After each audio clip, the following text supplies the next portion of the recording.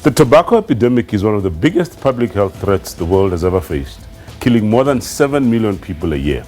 More than 6 million of these deaths are the result of direct tobacco use, whilst around 890,000 are the result of non-smokers being exposed to second-hand smoke. Now, May is Anti-Tobacco Campaign Month, and the World No Tobacco Day will take place on May the 31st. Now, the theme for this year is tobacco and lung health. So today we discuss smoking and health. We'll be joined in our studios here by a pulmonologist from Charlotte Maxeke Johannesburg Academic Hospital, a health specialist from the Cancer Association of South Africa, and someone who has managed to quit smoking permanently to share, his methods with us. And we'll also be crossing over to Midrand at the UNISA Graduate School of Business Leadership for the National Department of Health's launch of the campaign for tobacco-free kids as part of the World No Tobacco Campaign. So our health reporter there will speak to the Deputy Director General from the National Department of Health, a pulmonologist from Chris Hani Baragwanath Hospital, and Executive Director from the National Council Against Smoking.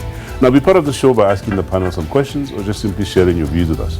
The number to call is Johannesburg 714-5861 or 58777. You can also tweet us at SABC Health Talk or simply just interact with us on our Facebook page, SABC Health Talk. So sit back, relax, and learn from this bumper show coming to you just after a short break. I'm Dr. Sello Mutaung, and this is Health Talk.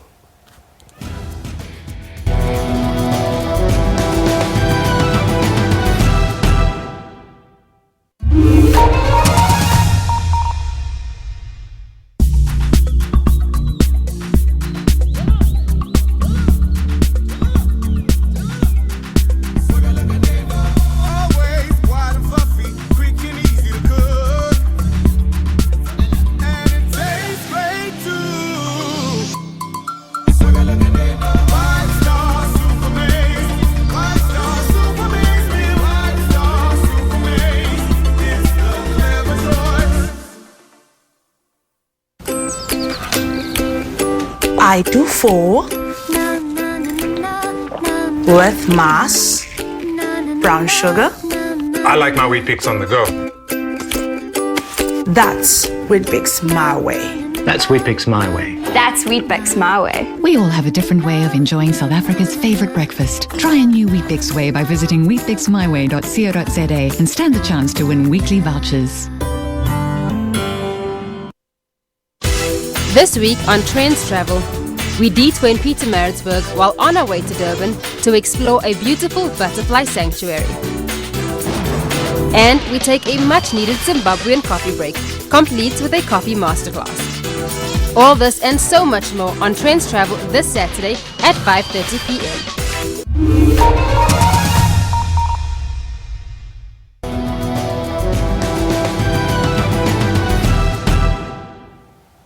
All right, so to learn more about smoking and health, it's a great pleasure to welcome our guest. First up, Dr. Dineo Mapanga. Dr. Mapanga is a pulmonologist based at Charlotte Maxeke Johannesburg Academic Hospital. Welcome to Health Talk, Dr. Mapanga. Thank you so much. Thank you. Good to be here. And then, of course, next to Dr. Mapanga is Professor Michael Herbst, who's a specialist from the Cancer Association of South Africa. Of course, no stranger to this show. Welcome to Health Talk, Prof. Thank you very much for having me. All right. We're back at that topic. Perhaps let's stay with you for a while. We're back at that topic of smoking and health. And I mean, we every show that we do, we do feature smoking somewhere there to advise people to stop smoking. Let's talk a little bit about the trends in smoking these days. What are we seeing? What do we see in terms of the trends? I mean, are they... Well, I'll tell you, what I see when I walk around is more and more young people starting to smoke. Right. And what concerns me about them starting to smoke is they think that vaping, now for people who don't know what vaping is, it's smoking e-cigarettes. They think to vape is cool. They love these beautiful white plumes that come out of the apparatus. Yeah. And they think it's cool. But what happens to them in the meantime is they become addicted to nicotine. And smoking and vaping is rather expensive. Yeah. So eventually they've become addicted to nicotine and they cannot maintain their vaping. What do? They fall back onto the next best thing, which will be tobacco. Yeah. And they start smoking. That is the major thing that I see. So do you think that, in fact, things like vaping and e-cigarettes seems to attract the younger smokers? I think in a way, yes, because they see it as being cool. It's something new on the market. Yeah. You know, it's only been on the market since about 2003. Yeah. The first e-cigarette was designed. Yeah. And we still don't know the long-term effects. Yeah. You know, smoking in the Western world started in about the 16th century. And only in 1954 did we discover that smoking tobacco causes lung cancer. Yeah.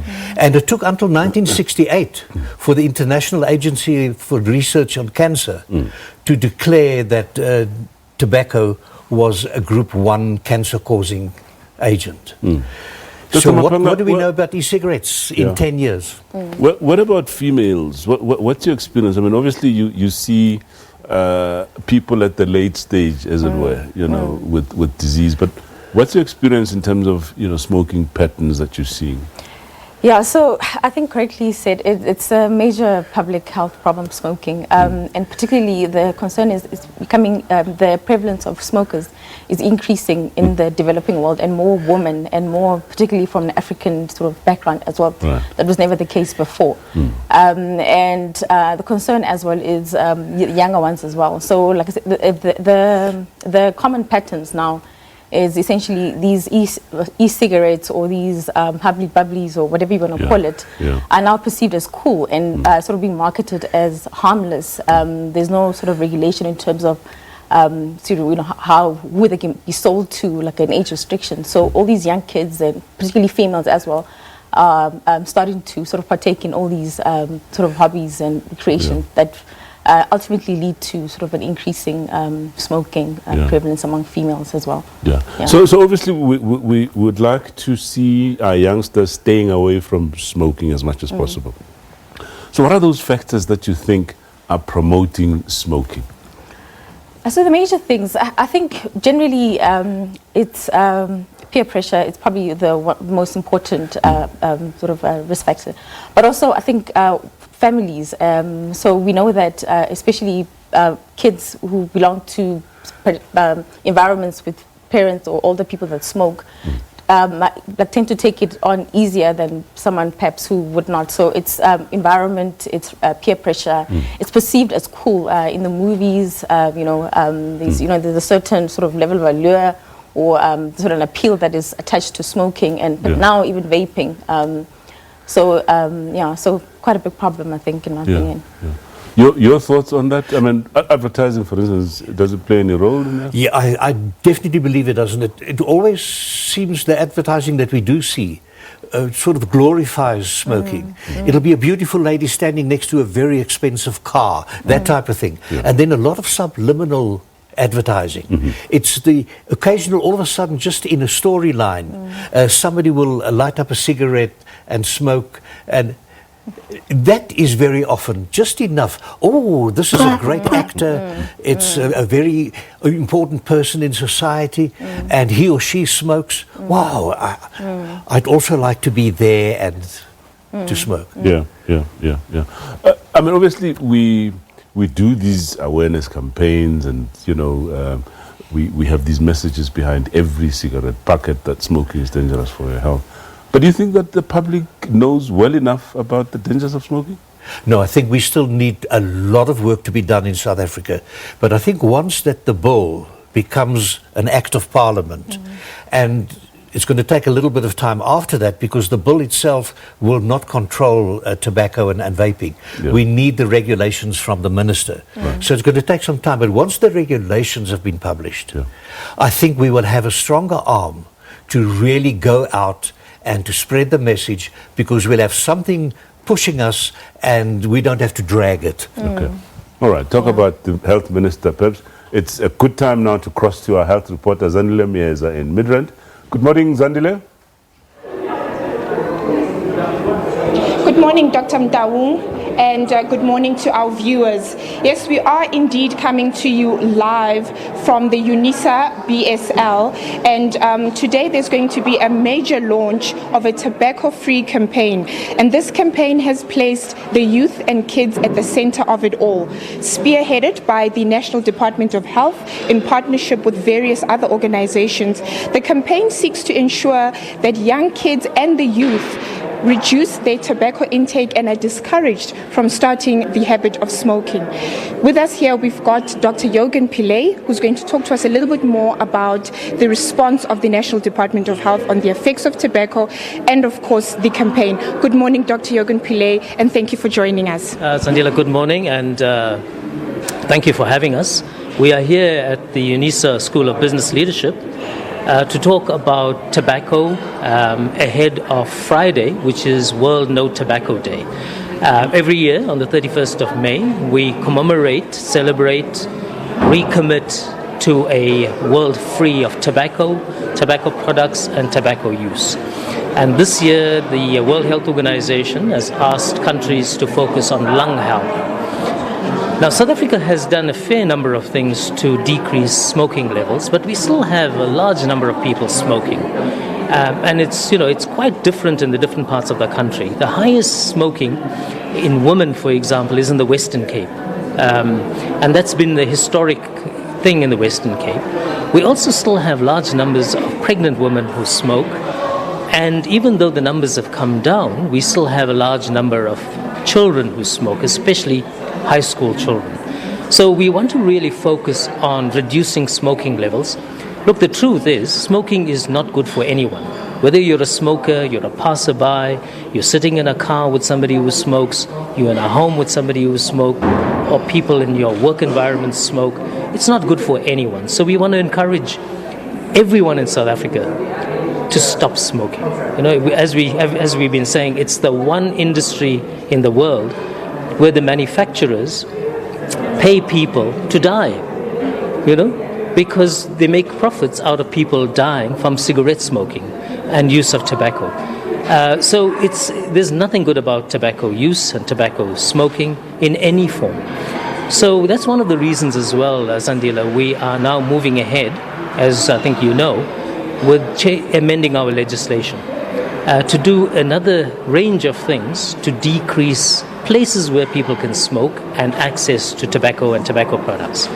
So, for example, the amendment to the current tobacco legislation, which is going to be in Parliament in the new session of Parliament that's going to start soon, will focus on, for example, regulating these electronic cigarette devices. Secondly, to stop people smoking in any public space. Currently we have separate places for people to smoke in restaurants. We want to eliminate that because it's not good for diners to smoke while they are eating. We want to also regulate where vending machines are used and how they are used. We want to move quite quickly to plain paper packaging as well.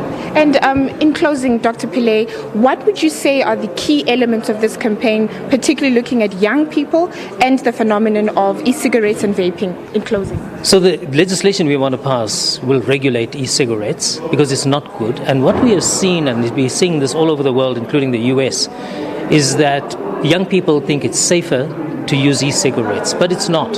So we want to regulate that, especially for young people. Young people should not smoke. Period. Thank you, Dr. Pillay, for joining us. Thank you, Dr. Mtaung. It's back to you in studio. Thank you so much. Zandile. Time for a quick break. When we come back, we now look at the effect that smoking has on our health. Please stay with us.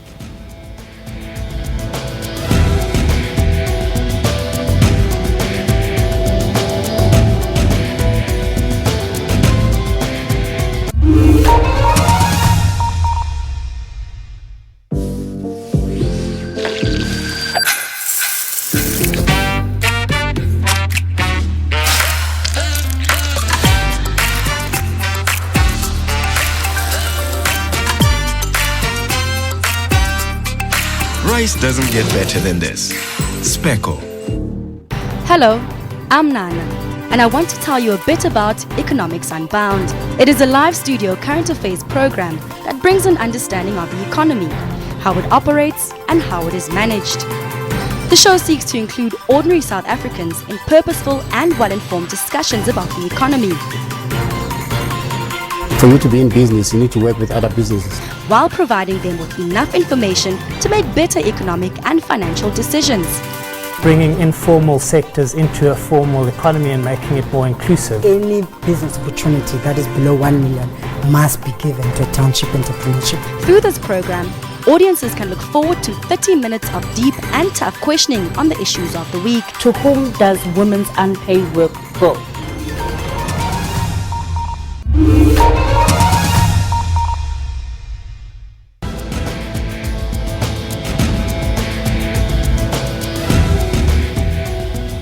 Okay, welcome back. We're talking smoking and health with our guest, Dr. Dineo Mapanga, pulmonologist from Charlotte Maxeke Johannesburg Academic Hospital, and Professor Michael Herbst, health specialist from the Cancer Association of South Africa. Okay, so, I mean, we had good stuff coming from Midrand, and let's talk about why is it that we're worried about smoking? Does it have any? Of course it does, but what are the effects that it has on our health? Let's start with you. Yes. Okay. So I think it's important to know that 50% of the people who smoke will develop some sort of a smoke-related illness or die from it. It's an important statistic. And majority of them, like I said, if you look at the major causes of death worldwide, smoking causes most of them. So cardiovascular diseases, strokes, COPD and cancers. Major contributing factor is smoking. Just in more detail, health-related, just on the lung and things. So COPD, it's going to be, it's now currently the third leading cause of death worldwide. You get worsening of all your respiratory conditions, so asthma, sort of bronchitis, COPD as well. Infections, you get more respiratory infections with smoking. It causes cancer anyway from like the mouth, the larynx, the lungs, bladder cancer, stomach cancer. Look at everything. Like skin as well. It's associated with premature aging. Just a whole lot of sort of unnecessary sort of illnesses that go hand in hand with smoking. Okay. So, I'm sure from the Cancer Association of South Africa, I mean, you see quite a lot of cancers related to smoking. Tell us a bit about that. Absolutely. There are at least 15 different cancers that are directly linked to smoking. And doctors already mentioned some of them. But we can start right at the top. The nasal passages, the mouth, the throat, the lips, the pharynx, the larynx, the voice box, the esophagus, the food pipe, stomach, liver, bladder, the ureters that takes the kidneys, and the ureters that take urine from the kidneys down to the bladder, cervical cancer. I mean, we can really go on, and there's scientific evidence. It's not just that we think and we believe. It has been scientifically proven that there are at least 15 cancers directly linked, apart from all the other serious problems that doctors also mentioned, the strokes, the heart attacks, all the cardiovascular problems. Really, smoking is bad. And Dr. Pillay touched on something very nicely. And I want to put it a little bit stronger than what he said. He says tobacco industry pays people to die. I want to say to you that the tobacco industry is so clever that it's the only legal substance sold in the world that if you use it according to the prescriptions, you stand more than a 50% chance to die directly as a result of using tobacco products. And it's a legal product, and if you use it correctly, you stand a good chance to die from it. So, correct. And I think also it's important to note that there's no safe limit for cigarettes. Even one it's too much. Correct. And same goes for even passive smoking. So when you smoke as well, especially particularly in the environment with kids, with people around you, you're not just harming yourself, it's also the people around you, which are at risk. I think it's so I mean, it talks to that issue of the risk of ill health in smoking. Some people will have this notion that, well, if you don't inhale stuff and you put snuff in your mouth and that sort of thing, or you put some gadget between your mouth and the cigarette, that it reduces the so-called smokeless tobacco. So any truth in that? Absolutely, very dangerous. Smokeless tobacco is not safe. Using it as a snuff is a sure way of hoping that you're going to get of the airways, cancer of the airways. Putting it in the cheek and to cancer of the mouth. You swallow some of the tar products, cancer of the esophagus, cancer of the stomach, and it goes down all the way to the colorectal cancers and things. Smokeless tobacco, it's a no-no. I guess I know that, our reporter there is going to talk to somebody there, around the issue of e-cigarettes, and because there's also that notion that actually e-cigarettes and vaping is a lot safer. Your comment on?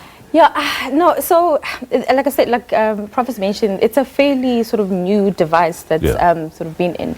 So I think a lot of the problem comes to the fact that for most of the health effects to be seen, you generally require a large population, you require sort of some time to actually see the ill health of something. Even smoking, like tobacco and cigarettes was cool, and then like a couple of years down the line, they thought, oh my goodness, no, this causes cancer, or no, this causes heart disease, let's stop. It's a similar thing with this. And all these e-cigarettes, the companies that actually own them are all tobacco companies.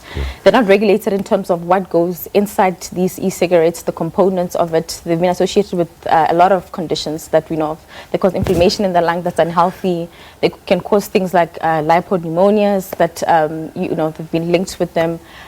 So a lot of sort of health effects that are coming too, and it's just sad that particularly now they're sort of being marketed as sort of healthy things, and which is completely, I think, incorrect at the moment. Exactly, the moment we think that we know what some of the causes can be from vaping, etc., a new additive is coming. It's a coffee flavor, or it's a cherry flavor, or it's an apple flavor, and we don't know what those flavorings contain and what happens to the body over a long period of time. All right, let's cross over again to our health reporter Zandile Mieza in Midrand. Zandile, are you there?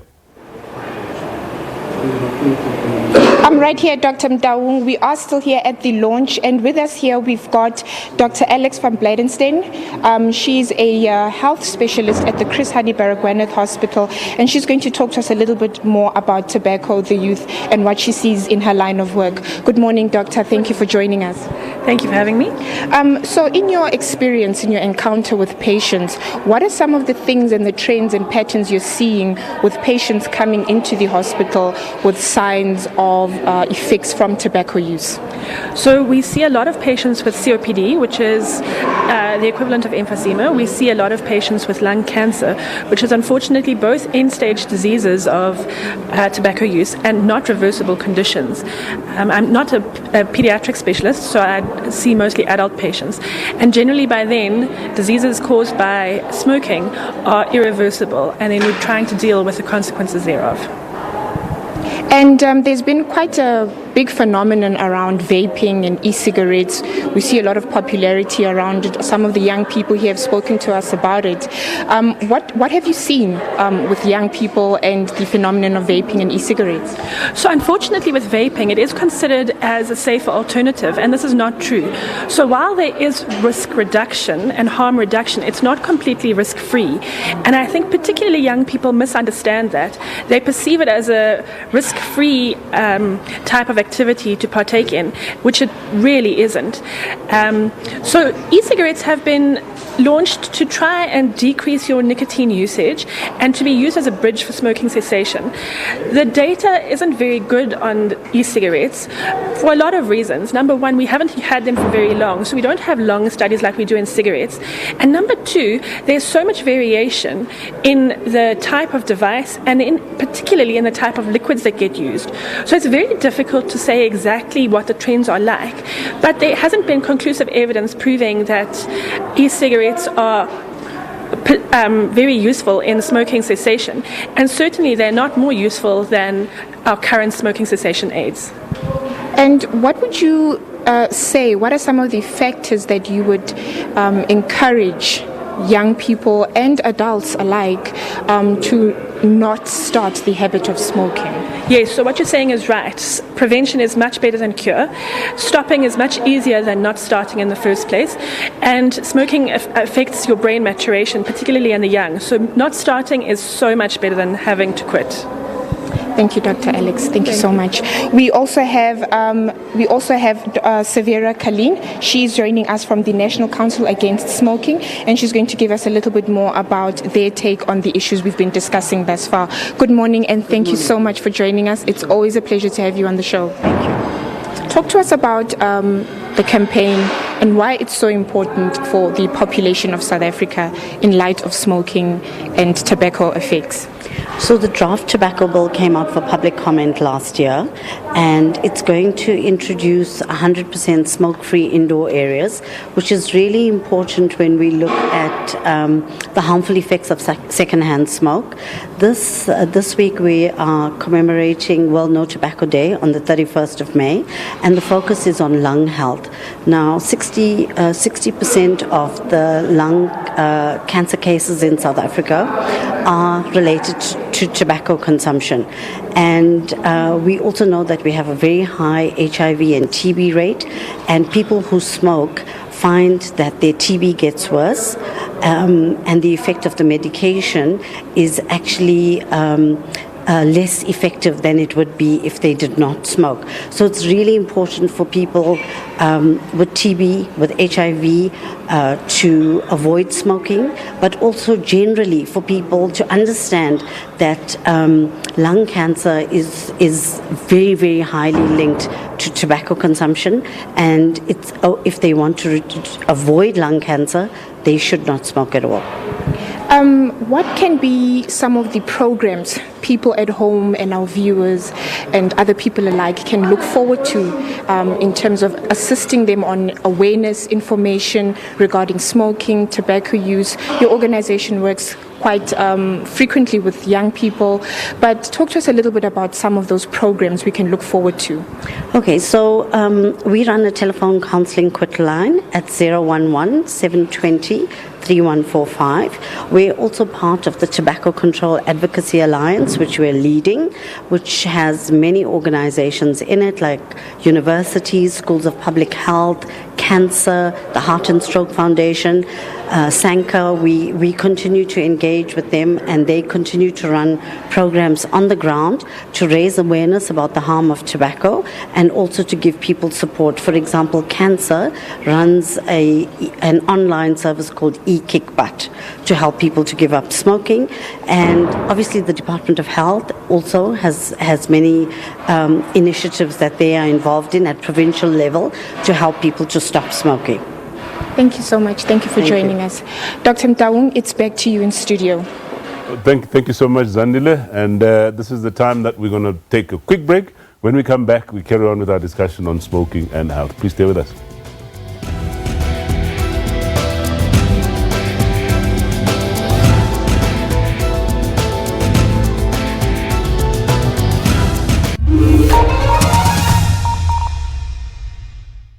We do not just speak, we let every voice in our nation find full expression in language and in culture.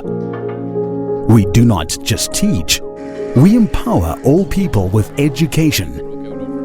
We do not just bring you the news, we place you where the news is happening. We do not just entertain, we take you on journeys. We do not just broadcast sport, we create an arena for sporting heroes to inspire you.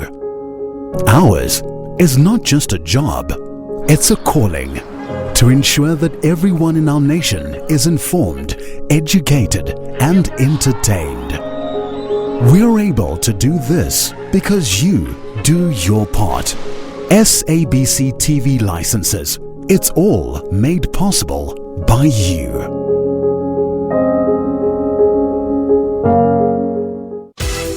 Trans Travel is your ultimate hookup on all things arts, travel, entertainment,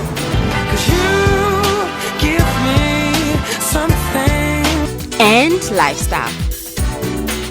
We go far and wide discovering the world's undiscovered wonders. So be sure not to miss Trans Travel every Saturday at 5:30 p.m.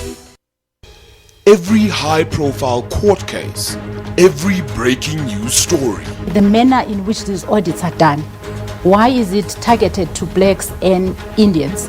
Every inquiry, we are there, front and center. We also bring you an hour-long breakdown of the day's markets, simplifying the numbers for your better understanding. When everyone is too excited about the market, that's normally when things start turning. All this and more. This is On Point.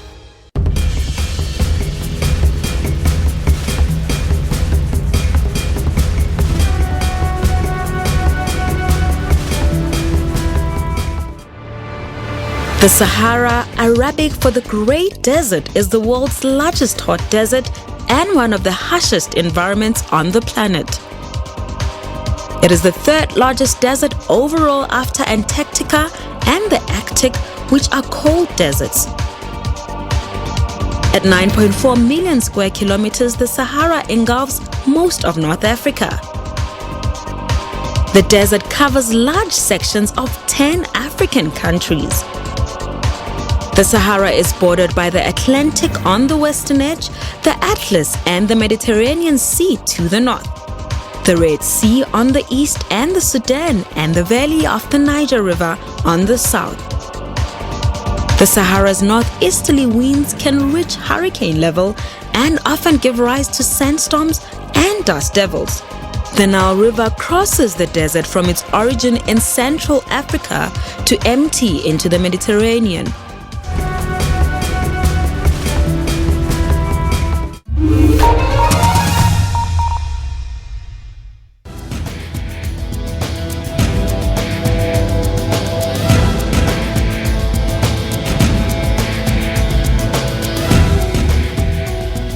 Okay, welcome back. If you just joined us, we're talking smoking and health. And with our guests here in Johannesburg studio, Dr. Dineo Mapanga, pulmonologist based at Charlotte Maxeke Johannesburg Academic Hospital, Professor Michael Herbst, who's a health specialist from the Cancer Association of South Africa, and we're joined by another special guest now, James Douglas-Reid. Now, James is perhaps the most important guest for our show today because James has managed to quit smoking permanently, and he's just going to share with us just how he managed to do that and how he still manages to stay off cigarettes. Welcome to Health Doctor, James. Thank you very much, Doctor. All right, I'm going to come back to you just now, but before we go to James, let's just finish our discussion around the ill effects, of smoking on health. The one issue we didn't mention is pregnancy. Yeah, a very important issue. So, unfortunately, we still find ourselves sort of facing this challenge, particularly in the Western Cape, as we mentioned. So we know that parents that smoke during pregnancy, there's an increased chance of premature labor. They go into labor quickly. That's also associated with its own complications to the baby as well. They're often born very, very small. Even their brain development as well is compromised at a very critical time as well in their lives. Yeah. So you can end up impairing like a child, and limiting their success in life, henceforth. So a very important sort of discussion that needs to be held, and more I think needs to be done to prevent that as well. Yeah. The other discussion we had, very briefly, during one of our breaks was that issue of the hubbly bubbly. I know we've spoken about it a little bit. We touched on it a bit. But let's just focus on that a bit now. I mean, any notion, obviously people go around saying that, look, this is the also safer alternative. Yes. Your thoughts on that? Tobacco is a no-no. It's always harmful. It kills its people who use it correctly. Yeah. And again, with hubbly bubbly, we do have the flavorants again that are added to the tobacco. We've got a charcoal tablet that's put there and lit up, and we still don't know the effect between the charcoal tablet and the heating of the tobacco and the flavorants that are in there.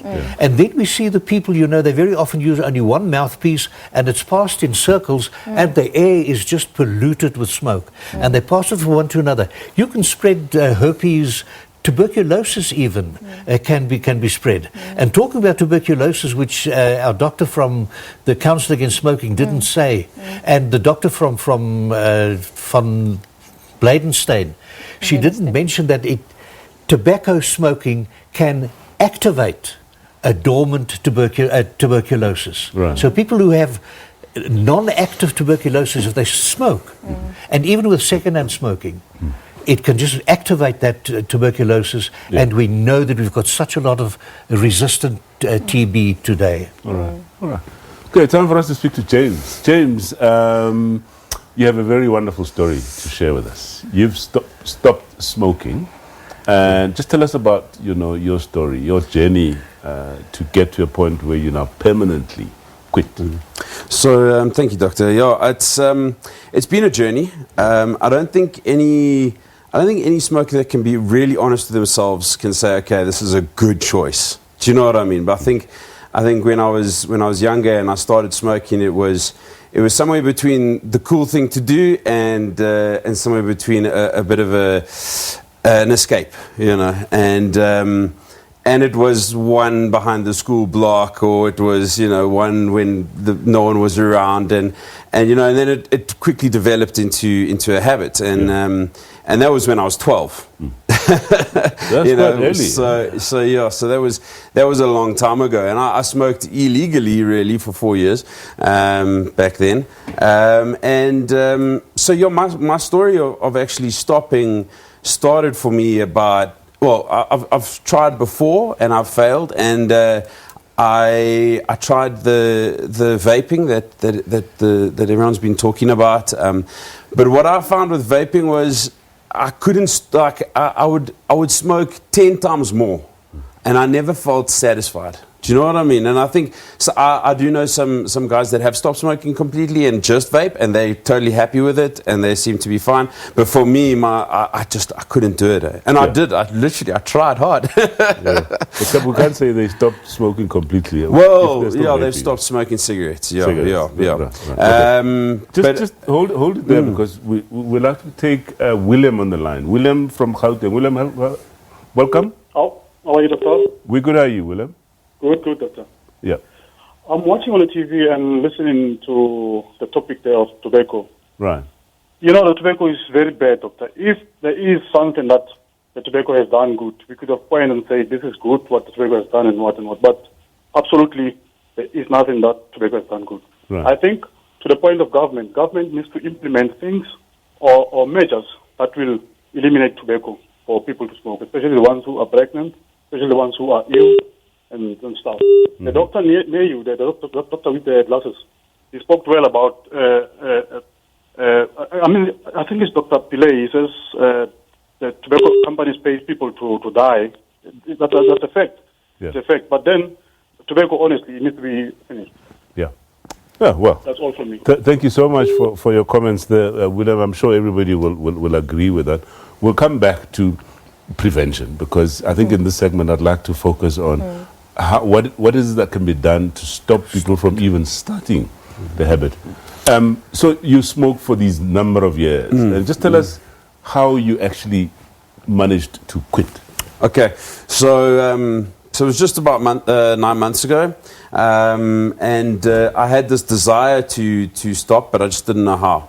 I shared that with a lot of my friends and family members and staff members and that sort of thing. And the one day I was driving in the car, and one of my staff said to me, "What is this number on the box on the back of this box of cigarettes?" So I said, "Well, I'm sure if you phone that, it means you want to stop, And at that stage, I was willing to do it. So I picked up the phone, and almost half as a joke, half as whatever, I phoned the number to see what would happen. And that was definitely the beginning of my journey. They answered the phone immediately, explained to me what it would be like to stop. They even sent me some sort of subjects about what happens when you smoke, how to quit, that sort of thing. Yeah. And then they put me on a group as well, on a WhatsApp group, and so I suddenly had like someone that I could talk to about it. And they said to me on the phone, she said, you should come up with a quit date. So right then and there, like, I started thinking about that, and once I was on that group, eventually I worked out a date, which was the 1st of September last year, and it kind of just it just happened from there. When that date came, I put it down, you know. And you've never looked back? Yeah, I mean, there's been times where I've gone through a bit of withdrawal. I mean, the first 2 weeks was hell, you know. But yeah, it was an amazing journey, and I found out certain things about myself during that journey, which I think helped me stay stopped. And I think a lot of the problem with quitting smoking is that you can start again anytime. You know, it's not like I can walk out of this interview today and I can go pick up a box of cigarettes. There's no one that can stop me. You know, no one's going to tell me whatever. If that's what I want to do, I can do it. You know. Let's take Uleboheng from Gauteng as well. Uleboheng, welcome. Hello, how are you? Good. How are you, Uleboheng? All right. Like I work in an industry where I work like in a casino. Yes. So I work in a smoking area. So from November last year, I've been coughing. So it started as like it was a flu, and I went to the doctor, and it didn't stop from there. I was even scared that maybe I had TB. I went to the doctor. My lungs were clear, but I'm still coughing even now, but not like before. So, and there's a little bit of sputum that comes out every time when I cough. So I was not going to the smoking for about 6 months now. So I don't know if the smoking caused this, or must I go to a specialist to go and check my lungs and. All right, very important question. Thank you so much for the question. Let's just get an opinion from the experts. She works obviously in an area where she's exposed to smoke. So I mean, coughing, it's a very non-specific symptom. A lot of things can cause coughing. So even like irritants and things, maybe smoking can cause it. But even we can unmask certain diseases as well, such as asthma, that can sometimes present with coughing. You know, when you come to a conclusion in terms of what causes the coughing or what the diagnosis is, you need an extensive workup and a history and an examination, and maybe help of certain tests as well. So I'd recommend that you know, you do go see a doctor for just a more comprehensive sort of assessment of your symptoms and concerns. I think that's important. We may not have time to go into the prevention part, but you know, we'll do that when we come back from a break. All right. Time for a quick break. When we come back, we wrap up our discussion on smoking and health. Please stay with us.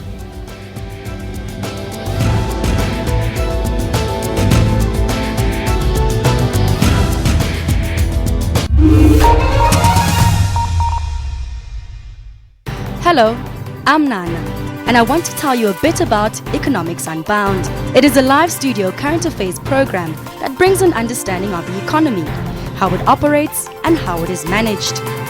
The show seeks to include ordinary South Africans in purposeful and well-informed discussions about the economy. For you to be in business, you need to work with other businesses, while providing them with enough information to make better economic and financial decisions. Bringing informal sectors into a formal economy and making it more inclusive. Any business opportunity that is below 1 million must be given to township entrepreneurship. Through this program, audiences can look forward to 30 minutes of deep and tough questioning on the issues of the week. To whom does women's unpaid work go? The Now Post Lifestyle reporter. We are told that some of them were nabbed by IEC officials whilst trying to vote for a second time. That date, June 24th, is significant. It comes just before the G20 meeting taking place in Osaka, Japan. This is an unprecedented joint inquiry by the Human Rights Commission as well as the Public Protector's Office.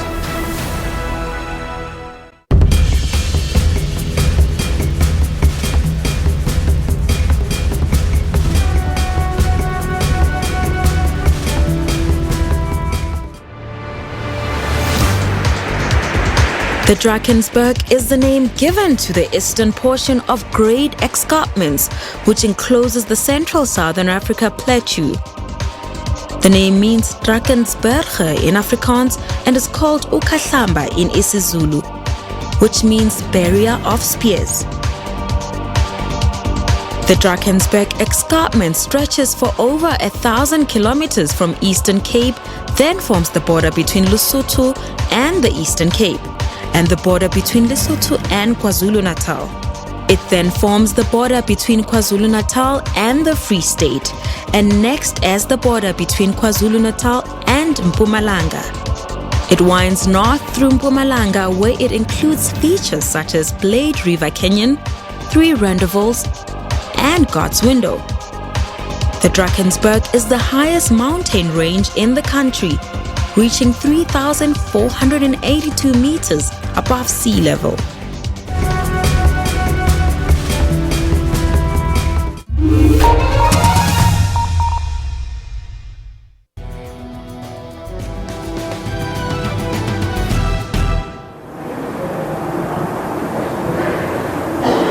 We are still here at the launch of the Tobacco Free Kids campaign in Midrand, and we've been engaging with quite a few dynamic young people who are indeed against the use of tobacco. With us here, we've got a young dynamic man who's going to be speaking to us a little bit more about the tobacco campaign and how this seeks to address these issues, particularly for young people. Welcome, and thank you so much for joining us. Hello, how are you? Well, thank you. So talk to us about this campaign. How is it going to tangibly address the issues, particularly for young people? Well, this campaign is a very different approach from what National Department of Health have been doing. We've seen a lot of things about diseased lungs and everything, but it has never spoken about the real effects on youth when it comes to tobacco. So with now we have popular products, we have hookah, we have IQOS, we have all sorts of things that are non-combustible that are presumed to be less harmful. But less harmful does not mean not harmful at all. So youth need to be more educated about these new products that are coming to the fore that are potentially a danger to their health. Not even potentially, they are a danger to their health. It's just that the tobacco industry has taken a very, how can I say this, a very sly stance on it by not giving you the full truth. You just see what's cool, what's out there, what's now. If you have this kind of product, you're more socially acceptable, but that's not actually the case. When you go home, you are left with the health risks that come with tobacco use and consumption. So social media is a platform where young people are quite active. How do we anticipate to see this campaign engaging with young people, particularly on platforms where they are found on, like social media? Well, when it comes to social media, it's going to be used a lot. I can't really burst what's going to be happening, but there will be a lot of social media engagement when it comes to youth, because it's not about us telling the youth about like tobacco is bad for you, but engaging them. It's a conversation. Get to ask questions. Be in the know. Share with your friends. Ask around. Whatever it is that you need to do, that's what we're doing with this. It's meant to start a conversation around tobacco use and consumption. For instance, 59 million rand. Yeah, so a lot of things are not known about tobacco use and how much it really costs the youth. Well, that's it from us here at the tobacco launch. It has been a very engaging and insightful morning this morning in Midrand. Young people are here present for this launch, but we've also learned quite a lot about the use of tobacco and the effects of tobacco and what we can anticipate in terms of legislation and policies and laws. But what we do know at this stage is that tobacco does cause disease in the bodies of real people, and that has been the narrative that has been shared here this morning. Thank you so much, Dr. Mdaung. It's back to you in studio. All right, thank you so much for that sterling job. That's our health reporter Zandile Mieza coming to us live from Midrand. Let's come back to the studio now and wrap up our discussion. And perhaps before we go to James, let's touch a little bit on how we can prevent kids from even starting. Or it doesn't have to be kids, I mean anybody. Well, I think it's important. I love the idea that you introduce the kids first, because to prevent kids from smoking, we've got to talk to the parents or the guardians. And they are very often the guilty ones. The child grows up in a house where father smokes or mother smokes or both smoke. And the children are exposed to it and they see this as the norm. So for them to eventually start taking up smoking is nothing strange or so. absolutely, that is one way of preventing children from taking up the habit, is to get the parents to set the right example. And I think you want to add something to that as well. James mentioned earlier that he started smoking actually at school, illegally. Anything that schools can perhaps put in place? I think just more education. I think because we need to know the effects of it before. But I think even just, regulations and not romanticizing or making smoking look cool, because I think that's the major driver. People actually do it. And then I think even with all these gateway drugs like e-cigarettes and hookahs and, because it's the same thing. So making them flavorful and like candy flavored, I think this all targets kids, so perhaps even those should be regulated in as well. Okay. So James shared with us that cancer obviously has programs that are geared to helping those that are already addicted to quit. Just in quick summary, just tell us about those programs that you have. It's called the E-Kick Butt program. Yeah. And people can find the information on the cancer website, and the contact details have already appeared on the screen for cancer, but there's also a toll-free line 0800 22 6622 that people can phone and ask to be put into contact with E-Kick Butt. And it works very much on the principle that James has been telling us about. You put onto a group of people that can support you, people that are going through the same struggle that you are.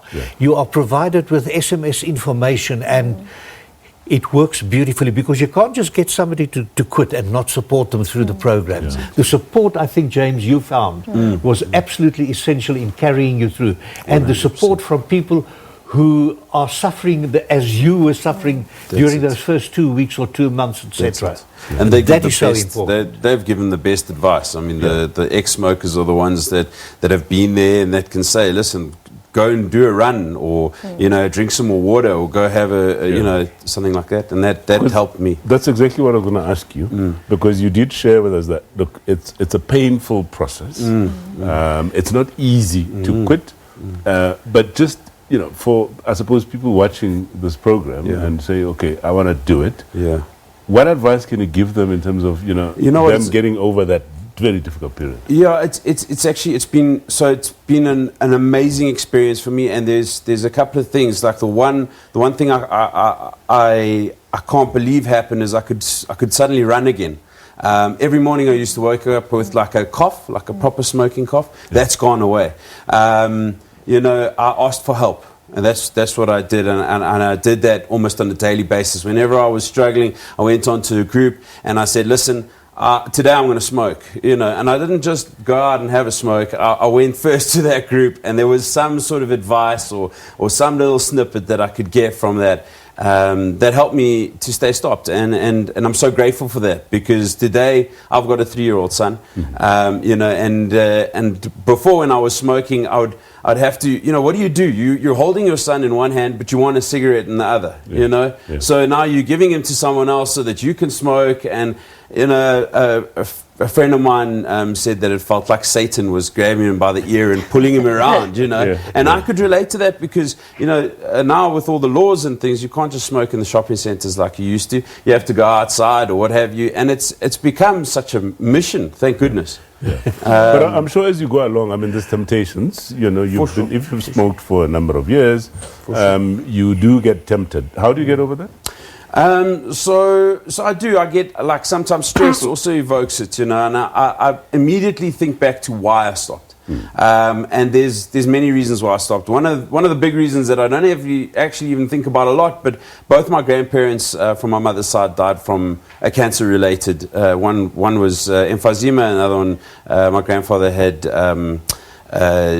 cancer, lung cancer.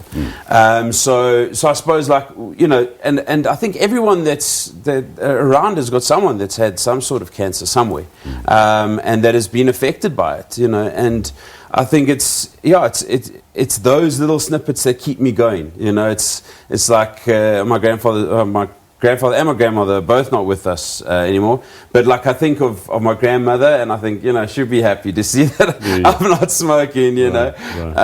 But yeah, when I'm in a stressful situation, I distract myself. You know, if I'm thinking of going and having a smoke, I'll go and have a glass of water, and you know, and I'll think about maybe going to the gym later. Yeah. Okay, Dr. Mapang, I mean, obviously this is more the psychological aspect and the willpower and so on. But I'm sure there's medical methods that can be employed to assist people quit smoking. Correct. Yeah, it's also a very important aspect, that whole behavioral and support group and things. But I think the first thing is to note that there is help, and if you want to stop smoking, you know, you can get help from pharmacological and just support. So the main thing is just to sort of try make the process of quitting not as horrendous as it would be, and the main way we do that is just nicotine replacement. So it can happen via lozenges, gum, patches, and things like that. And then there's also medication that we can buy essentially to sort of help with the process as well. The one is varenicline, or that's commonly sort of used and preferred, but there's also other agents as well. And are the timelines there in terms of... Yeah, so essentially with sort of varenicline, what happens is you want to start it, you start the medication about a week or 4 weeks before your quit date, which is also important. So you must set a quit date when you're ready, and obviously you start the medication a week or sort of 4 weeks before, and then you stop smoking, and then it continues for about 3 months or so, yeah. And then it's very good in terms of its effectiveness with sort of quit rates that are like sitting somewhere close to 50% within a couple of months, and just good quit rates, you know, over long term as well. So there's help. And the thing is, if you fail once, I think the message as well is you just keep on trying and trying and trying, and you will get there. By the way, failed once. How many times did you try? Sure. Earnestly. Probably about 3 or 4 times.